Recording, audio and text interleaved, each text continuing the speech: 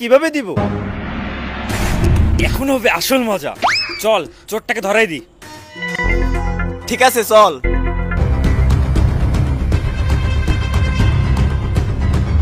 দাঁড়ান, একটু পরেই পুলিশ চলে আসতেছে।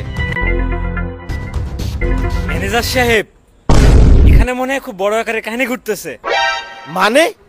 ম্যানেজার সাহেব, যে লোকের পকেট কাটছে এবং যে লোক কাটতে বলছে দুজনকেই আমি চিনি।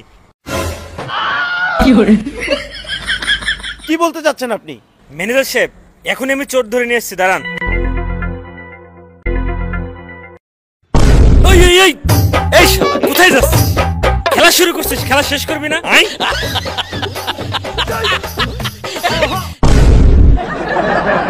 ম্যানেজার সাহেব, যে পকেট কাটছে সে হচ্ছে, আর পকেট কাটতে বলছে এটা কি আপনি জানেন?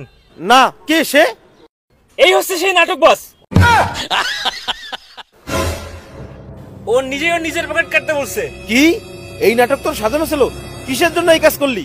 বলবি নাকি পুলিশে দেবো তোদের? না না ভাই, পুলিশের দিন না ভাই, আমি সব খুলে বলতেছি ভাই। আমি খোঁজ খবর নিয়ে দেখেছি ভাই, এই আপনাকে কাজটি দেন খুব ভালো চলতেছে। এজন্যই ভাবিলাম একটু ধান্দা পানি দেবো, 2 থেকে 3 লাখ টাকা আপনাদের কাছ থেকে ব্ল্যাকমেল করে নেব।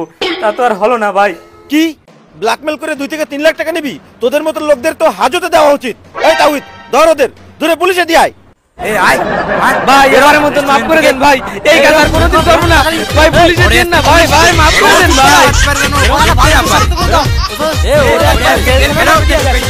হ্যালো গাইস, আসসালামু আলাইকুম। গাইস, এই সব প্রতারক থেকে সর্বদা সচেতন থাকুন। ভিডিওটি ভালো লাগলে অবশ্যই লাইক, কমেন্ট, শেয়ার করবেন।